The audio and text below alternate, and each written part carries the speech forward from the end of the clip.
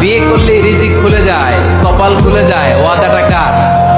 চিল্লায় বলেন কার? কাজী নজরুল ইসলাম অল্প বয়সে বিয়ে করেছেন। আমাদের স্বাধীনতার স্থপতি এদেশের মহান নেতা বঙ্গবন্ধু শেখ মুজিবুর রহমান অল্প বয়সে বিয়ে করেছেন।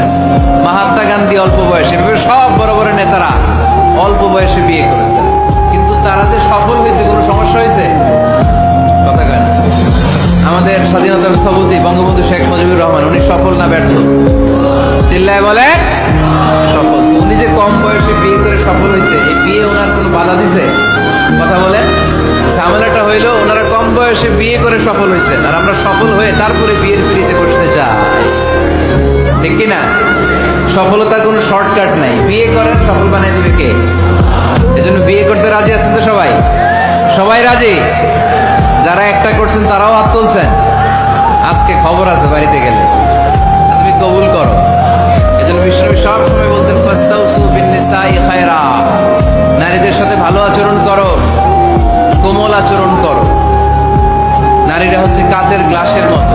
কাচের গ্লাস আস্তে করে ধরতে হয়, আস্তে করে রাখতে হয়, আস্তে করে মুছতে হয়।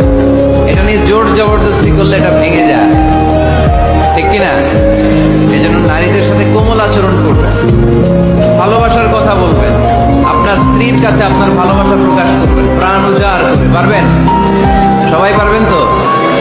ওই যে ইয়াং ছেলেপেলেরা বিয়েই করে নাই, কয় জি পারবো, মানে আগে থেকেই রেডি। মাশাআল্লাহ, আল্লাহ তুমি কবুল করো। এই গার্লফ্রেন্ড বয়ফ্রেন্ড, এই পরকীয়া, এই বিবাহ বহির্ভূত কোনো সম্পর্কের সাথে আমরা নাই, ঠিক কিনা? আমরা বিয়ের মাধ্যমে পবিত্র বন্ধন নিয়ে জান্নাতে যেতে চাই, কারণ বিয়ের বন্ধনটা এটা জান্নাতি বন্ধন।